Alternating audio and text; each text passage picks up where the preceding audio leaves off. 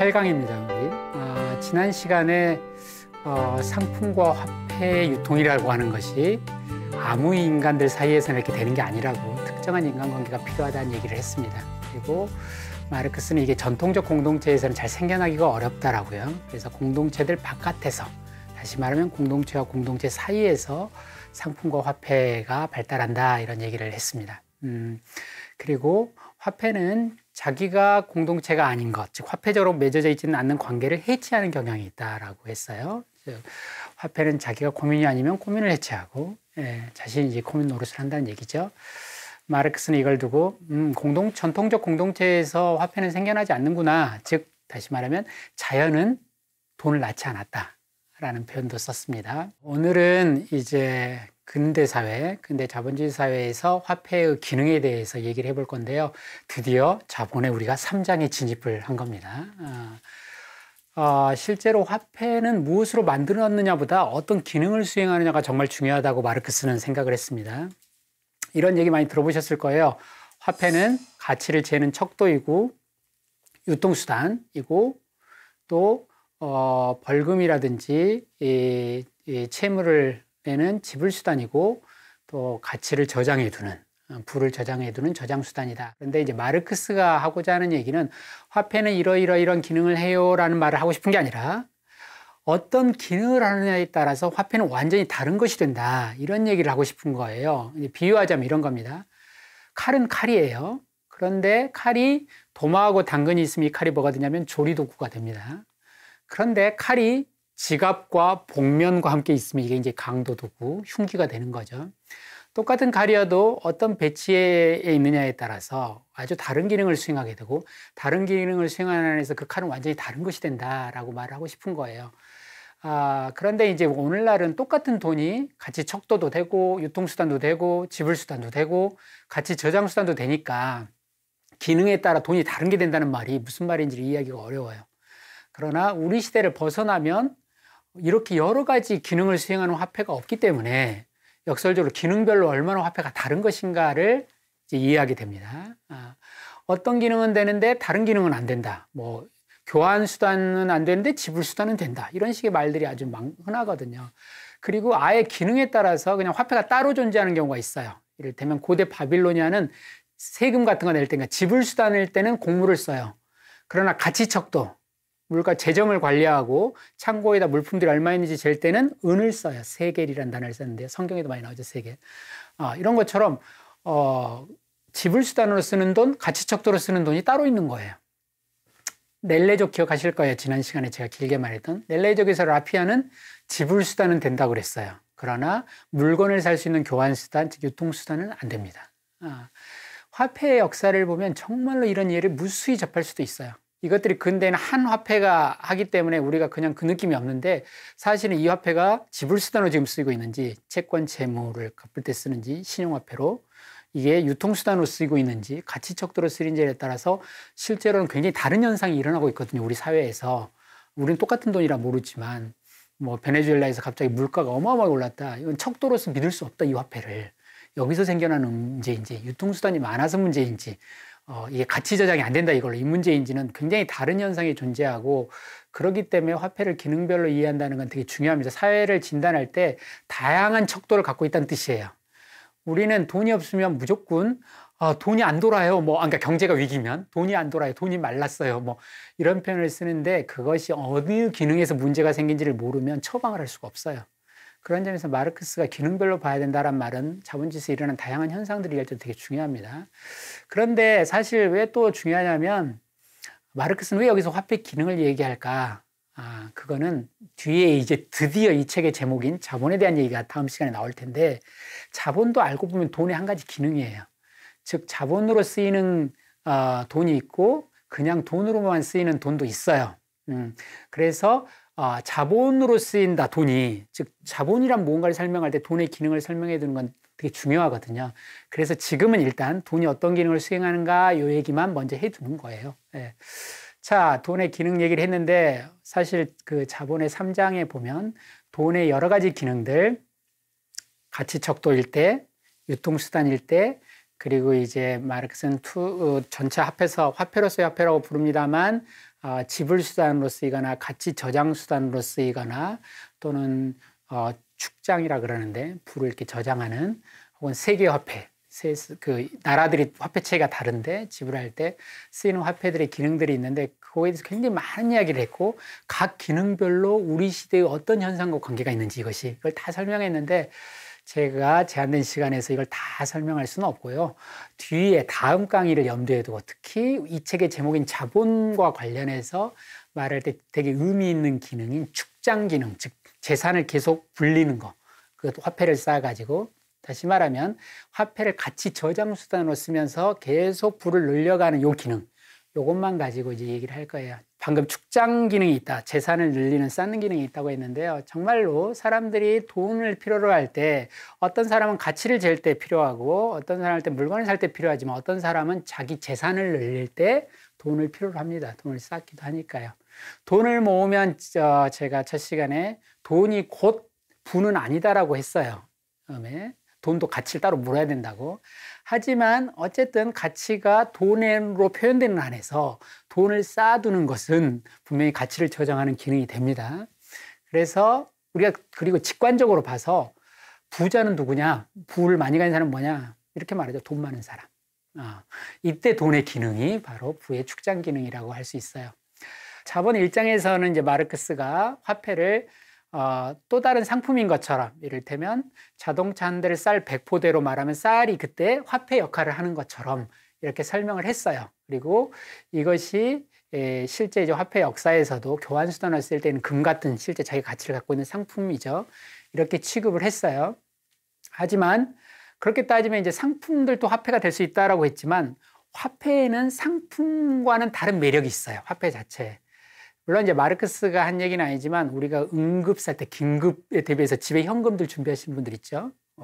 또 요즘처럼 그냥 자산 가치가 크게 막 변동할 때는 현금을 가져야 투자를 막 한다는 의미에서 어디 돈 빼기 어려운 곳에 돈 묻어두면 불리하다 이런 얘기도 있습니다. 그래서 돈은 불확실한 경제가 불확실할수록 기업들도 그렇고 현금을 자꾸 확보하려고 물건하고 이게 10,000원짜리고 내한테 10,000원이 있다고 해도 돈으로 갖고 있는 게 유리하다 이럴 때가 있어요. 이런 걸 이제 케인즈 같은 사람은 유동성 선호라고 불렀는데 돈이 고유한 매력이 있다 이런 거예요.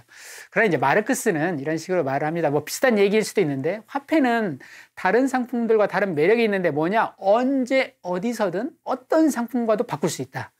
요게 매력이 있고 심지어 어떤 사람을 부릴 수도 있다. 다시 말해서 화폐를 우리가 축적한다고 하는 것은 언제 어디서든 어떤 상품도 구할 수가 있고 언제 어디서든 사람을 부릴 수가 있다. 어떤 힘이 있다. 이거를 부라고 말하는 거죠. 우리가 부자란 그 힘을 갖고 있는 거죠. 그래서 화폐에 대해서 마르크스는 언제라도 사용할 수 있는 사회적인 부의 절대적 형태다. 이 축장할 때는. 부가 어떤 몸을 딱 갖고 있다면 화폐의 모습으로 갖고 있는 때가 많다 이거죠. 이 재밌는 라틴어를 썼어요. nervus rerum이라고. nervus nerve, 신경이란 뜻인데요. 힘줄이란 뜻도 있고. 사물들의 힘줄이다 화폐는 이렇게 말했어요. 무슨 말이냐면 사회를 한 신체에 비유하자면 상품 경제가 막 퍼져가잖아요. 화폐 문화가 쫙 퍼져가면 상품을 딱 당기면 모든 것들이 상품으로 공급되는 사회. 이를테면 음식, 의복, 주택, 아이들에 대한 교육, 놀이, 예술 등 모든 사물과 서비스가 상품 형식으로 되는 사회. 그 사회에서는 돈이 힘줄이 다 닿아 있어서 돈을 당기면 다 당길 수 있다는 거예요. 돈으로 모든 걸 당길 수가 있다고요. 모든 것들이 상품 형식이 됐을 때는 상품 형식이 안 되면 돈으로 못 사는 것들이 있었어요. 예전에는. 그런데 예전에는 부, 명예 이런 게 다 다른 거였어요. 권력. 그러나 지금은 돈으로 다 수렴해요. 이렇게 모든 것들이 상품으로 거래되는 곳에서는 돈이 굉장한 힘을 갖고 돈으로 다 당길 수 있다. 돈만 당기면 다 당긴다. 이걸 한마디로 돈이면 다 되는 세상. 이게 자본주의 사회에서 뭐 특별한 말 아닙니다. 예. 그런데 마르크스가 정치경제학 공부를 처음 뛰어들었을 때 1844년쯤에 이제 나이 20대 중반에 진짜 키는 철학이나 이런 정치학이 아니라 경제학이구나 라고 하는 걸 뛰어들어서 이제 공부를 했을 때 이런 말을 적었어요. 돈의 힘에 대해서 아주 절절히 느꼈나 봐요. 사실 돈 좀 갖고 갔는데 물론 이제 파리 가서부터는 좀 헤맸지만 네가 할 수 없는 것을 너의 돈은 할 수 있다. 너의 돈은 먹고 마실 수 있고 네가 못 마실 뿐이지 네 돈은 먹고 마실 수 있어. 무도회에도 극장에도 갈 수 있다. 너의 돈은 예술, 학식, 역사적 진품, 정치 권력까지 정통하다. 너의 돈은 여행도 할 수 있다. 너의 돈은 네가 모든 걸 갖도록 할 수도 있다. 너의 돈은 모든 것을 구매할 수도 있다. 바로 너의 돈은 진정한 능력, 힘 그 자체다. 이렇게 이제 썼어요. 실제로 이제 마르크스가 이런 표현도 그 뒤에 썼는데요. 돈은 현자의 돌 같다고요. 현자의 돌이라고 하세요. 그 중세인들이 추구했던 그것만 가지면 모든 걸 다 만들 수 있는. 돈을 보유하는 건 현자의 돌과 같다. 무엇이든 다 할 수 있고 무엇이든 다 될 수 있다. 그리고 나서 한마디 가슴 아픈 말을 했죠. 공부하는 사람들한테 가슴 아픈 말. 연구의 소명은 있으나 돈이 없으면 연구의 소명이 없는 것과 같다. 내가 돈에 대해서 공부하려고 해도 돈이 없으면 공부할 수가 없으니까 연구할 마음이 있다고 해도 돈이 없으면 연구할 마음이 없는 거나 똑같은 거죠. 예, 돈 없으면 돈에 대한 연구도 못하는 더러운 세상, 뭐 이런 생각을 가졌을지도 모르겠어요. 그 마르크스가.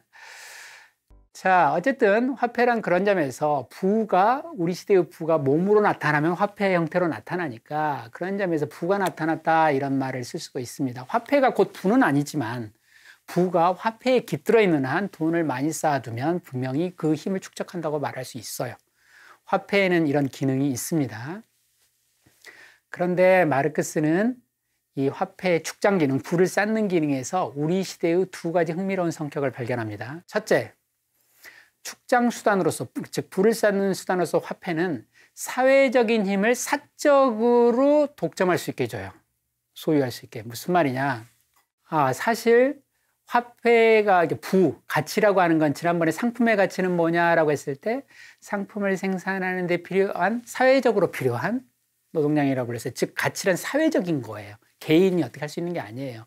그리고 이런 사회적인 것들은 많아요. 언어도 사회적인 거예요. 개인이 정하는 게 아니에요. 우리나라 언어를 어떻게 쓰자를. 그리고 법도 그래요. 함께 정할 걸 내 마음대로 할 수가 없어요. 그런데 언어나 법하고 다르게 이것도 사회적이지만 언어나 법은 사적으로 축적할 수가 없거든요. 내가 세상의 말을 내가 다 가져가 버리겠어. 단어들을. 바보예요. 자기하고 누구하고 무슨 대화를 하려고요. 그 사람들은 다른 언어를 쓸 거예요. 자, 세상의 규칙들, 법들을 내가 다 독점하겠어. 네, 자기만 복종하는 거죠. 자기 규칙에. 그런데 이게 다 의미 없는 짓인데 사회적인 것을 사적으로 독점한다는 게. 그런데 부에 대해서는 말이 돼요. 돈을 많이 가져가면 사회적인 힘이잖아, 이게. 사회적인 그 힘을 혼자 축적할 수가 있어요. 화폐를 통해서, 화폐가 없었으면 이게 불가능한데 화폐를 통해서 부를 사적으로 축적하는 것이 가능해요. 어떤 사람이 언어의 70%를 독점했다. 우스꽝스러운 말이에요. 어떤 사람이 그런데 부의 70%를 독점했다. 무슨 말인지 알겠어요. 이게 되게 중요한 거예요. 사회적이고 추상적인 부를 화폐 형태로 갖는 순간 우리는 사적으로 취할 수 있어요. 이게 사회적이고 추상적으로만 남아있으면 이게 불가능한데 어떤 사물에 깃들어 있다고 생각되고 그 사물을 모으면 실제로 그런 효과가 나는 한에서는 사물을 모아서 사회적 관계에서 나오는 힘인데 부란 관계를 지난번 물신주의 때 말했을 때 관계를 사물의 속성으로 혼동하지 말라고. 그런데 희한하게 우리는 화폐는 그 관계가 사물에 깃들었다고 생각하고 그 사물을 축적하면 실제로 그 힘을 축적한 걸로 받아들입니다. 둘째, 축장 수단으로서의 화폐는 우리 시대에 존재하는 아주 특별한 욕망을 보여줘요. 무슨 말이냐면 우리 시대에 고유한 물욕과는 다른 의미에서 치부욕이라고 하는 걸 보여줘요. 부에 대한 욕망. 물건에 대한 욕망과 부에 대한 욕망은 다릅니다. 물욕이라고 하는 것은 특정 물건을 갖고 싶은 욕망이에요. 반면 치부욕은 특정 물건에 대해서는 애착이 있는 게 아니고 부라고 하는 아주 추상적인 거에 대한 욕망이에요. 그러니까 어떤 사람이 땅을 샀을 때 나는 땅에 발가락에 밟히는 질감이 너무 좋고 어렸을 때 농촌에 살았던 추억이 너무 좋아서 땅을 애착을 가진 사람은 이거는 물욕일 수 있어요. 그 땅에 대한 질감을 사랑. 그러나 땅을 사는 이유가 나는 가보지도 않은 땅인데 그 땅이 돈 된 데더라 라는 의미에서 산다는 건 사물에 대한 욕망이 아니에요. 부에 대한 욕망이에요. 재산에 대한 욕망. 사람의 욕망은 끝이 없다고들 하는데요. 인간은 본래 욕망이 끝이 없단 말을 많이 쓰는데 이 본래라는 말 마르크스는 별로 안 좋아하는 말이에요.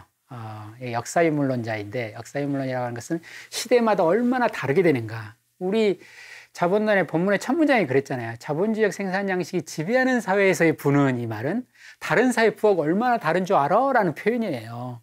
그렇기 때문에 인간은 본래 안 변하는 뭔가가 있어 이런 표현을 별로 좋아하지 않죠. 저도 역시 마르크스를 읽은 뒤부터는 인간은 본래 어떻다 이런 말 별로 관심 없습니다. 대개의 경우에는 자기 시대의 생각을 인간 전체에 투사해요. 전 역사적으로.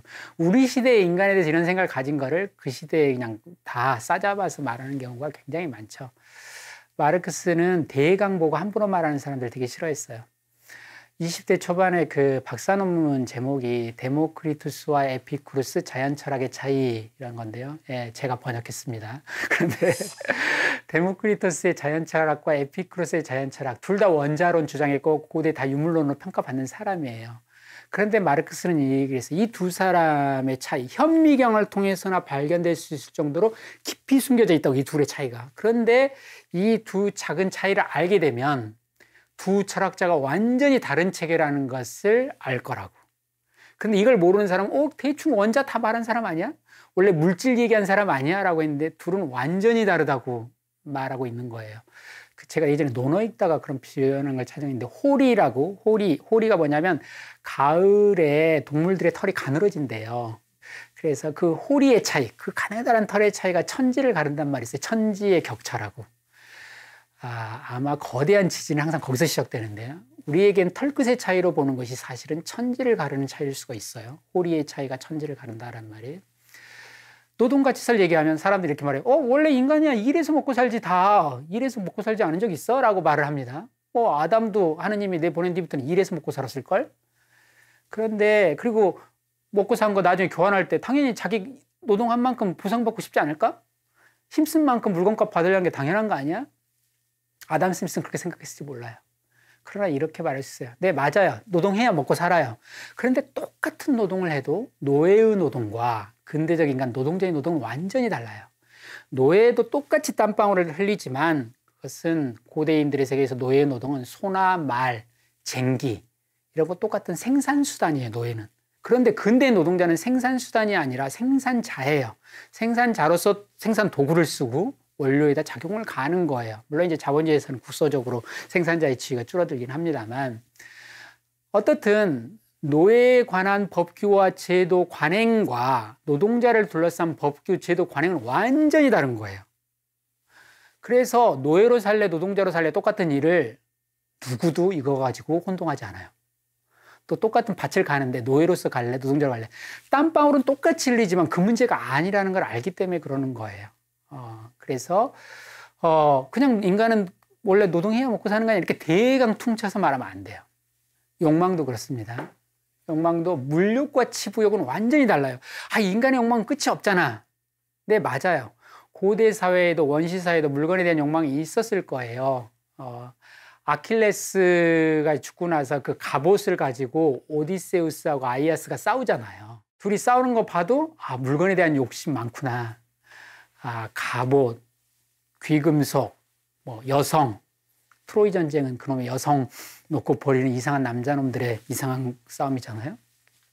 그러나 물욕은 그러니까 그렇게 보면 고대에도 있었던 것 같아요.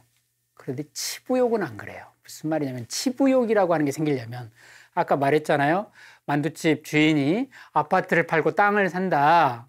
처음에 아파트 살 때부터 아파트에 대한 애착이 아니에요. 그거는 그러면. 재산에 대한 욕심이지. 치부욕이 생겨나려면 부에 대한 관념이 먼저 생겨야 돼. 부라는 게 있다. 그런데 말씀드렸잖아요. 부는 손에 잡히는 게 아니고 초감각적인 거라고. 그런데 머릿속에 부라는 게 있다고 생각해야 돼요. 어떤 도둑이 부잣집에 들어가서 그림을 보고 탁 훔쳤어요. 워낙 미술작품에 대한 애호가고 그 미술작품에 대한 어떤 것 때문에 그런 게 아니에요. 그는 지금 그림을 훔치는 게 아니라 재산을 훔치고 있는 중이에요. 그게 얼마인지 그래서 거래되는지 암시장에서 궁금할 거예요. 이런 것처럼 부에 대한 관념이 먼저 형성돼야 되고 그 다음에 그 부를 측정하고 저장할 수단이 있어야 돼요. 내가 부가 늘었는지 줄었는지를 재야 되잖아요. 아파트를 보면서 내가 20억이 늘었을 때 20억이 바로 화폐잖아요. 아파트는 벽돌 한 장 안 넣는데 늘었다는 걸 말할 때 그걸 표현할 수 있는 수단이 있어야 된다고. 지을 수 있는 수단. 다시 말하면 화폐 문화가 꽤 많이 퍼져 있어야 되고 화폐 제도가 굉장히 발달해야 돼요. 그래야 치부욕이 가능한 거예요. 그래서 마르크스는 이런 얘기를 합니다. 충동의 특수한 형태로서 특수한 부에 대한 욕망, 이를테면 옷이라든지 무기, 장신구, 여자, 포도 중에 대한 욕망과 구별되는 욕망이 있는데 그것은 일반적인 부가 어떤 특수한 삶을, 화폐를 가리키는 건데요. 이걸로 개별화됐을 때 가능하다. 아, 부를 늘리는 것이 뭐가 있는 거예요. 요걸 많이 쌓으면 추상적으로 부가 늘어났다고 믿는 거고, 설령 이걸 안 쌓더라도 아파트를 몇 채를 갖든 뭘 갖든 머릿속에서는 이게 느는 거죠. 돈으로 표현된 액수가.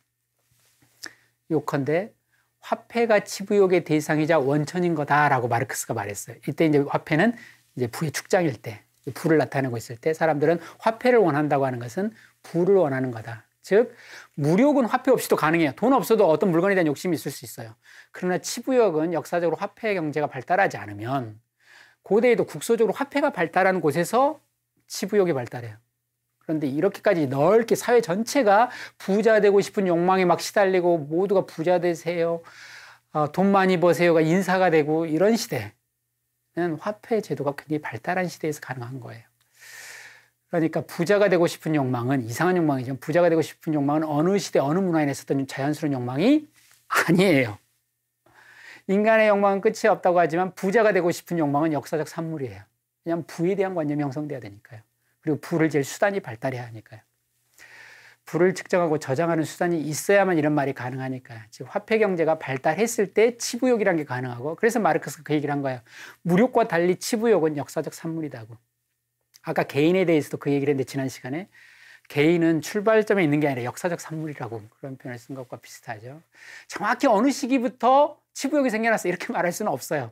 그러나 부자가 되겠다는 생각은 분명히, 그리고 그것이 사람들에게 이렇게까지 넓게 퍼져 있고 이렇게 모든 사람들의 기본적인 욕망, 올해 돈 좀 벌었으면 좋겠어요가 새해 소망이 되는 이런 시대는 거의 우리 시대 거의 다 와서 만들어진 일일 거예요. 네. 사실 그리고 인간의 욕망은 끝이 없다고 아까 그랬는데 무력의 경우에는 그렇지 않아요. 물력에는 한계가 있어요. 무슨 말이냐면 빵에 대한 식탐이 한없이 큰 사람도 수천 개 수만 개를 매일 먹여놓잖아요. 나중에 빵 소리만 들어도 토하려고 할 겁니다. 신발에 대한 욕심이 엄청 많은 사람도 수만 켤레, 수십만 켤레가 돼도 자기가 신어보지도 못하는, 본 수도 없는 만큼의 양이 돼버리면 의미가 없는 욕망이에요. 그게 당연해요. 왜 당연하냐? 우리는 유한한 존재거든요. 그러니까 무한한 것과 접촉을 할 수가 없어요. 유한한 내가 무한한 개수의 빵과 접촉을 할 수가 없어요. 그런데 치부욕은 달라요. 1000억을 갖고 있는 사람도 2000억을 갖고 싶어 해요. 심지어 1000조 원을 갖고 있어도 2000조 원을 원합니다. 세계 제일 가는 부자도, 세계 제일 최고 부자도 뭐 빌 게이츠인지 워렌 버핏인지 또 누군지 뭐 아마존의 소유자인지 모르겠지만 세계 제일 가는 부자도 결핍감을 느끼는 게 부예요. 그래서 마르크스는 자본주의에서 치부욕은 무슨 시시포스의 노동 같다고, 시시포스 알죠? 계속 바위를 굴려서 올려놓으면 다시 이게 굴러떨어지고 또 올려야 되고 계속 반복되는, 이거를 정복 군주에 비유한 적도 있어요. 어떤 알렉산더 대왕 같은 사람이 정복 군주가 정복을 통해서 영토를 계속 넓혀요. 근데 계속 넓혀도 항상 또 국경이 있어요. 그러니까 가장 넓은 땅을 가고 싶은 욕망과, 그러나 현실적으로는 항상 땅에 끝이 없다고 하는 것, 이 사이에서 계속 괴로워한다는 거예요. 돈은 항상 우리한테 속삭입니다. 나의 노예가 되라. 그럼 모든 것의 주인이 되게 해주겠다. 세계 제일 가는 부자도 돈의 노예가 되는 걸 멈추기가 어려워요. 왜냐하면 모든 것의 주인이 될 수 있으니까. 그걸 멈추면 모든 것들에 대한 주인 행세를 하는 것이 이제 불가능해져요.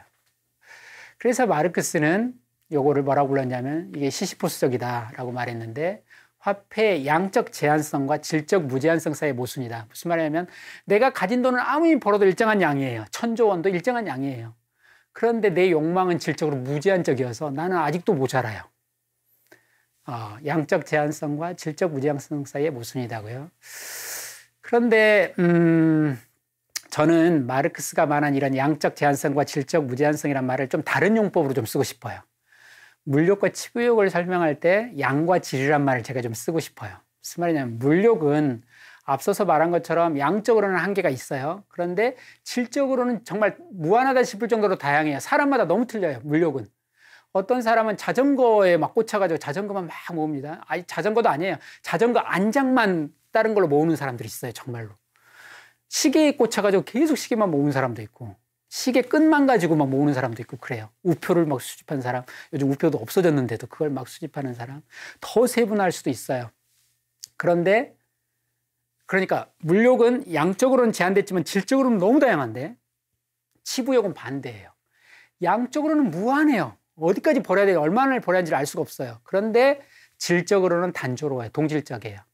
모든 사람들이 원하는 욕망이 너무 단순해요. 100억은 10억의 10배예요. 그래서 치부욕에 빠지면 사람들이 매우 단순해집니다. 돈 더 주면 좋아하고 돈 깎이면 싫어해요. 그래서 사람들을 통제하는 게 너무 쉬워요. 요걸로 다 해결할 수 있어요. 돈으로. 자전거 안장에 꽂힌 사람은 이를테면 우표를 준다고 오지 않아요. 그러나 치부욕의 경우에는 돈만 더 준다면 누구나 와요.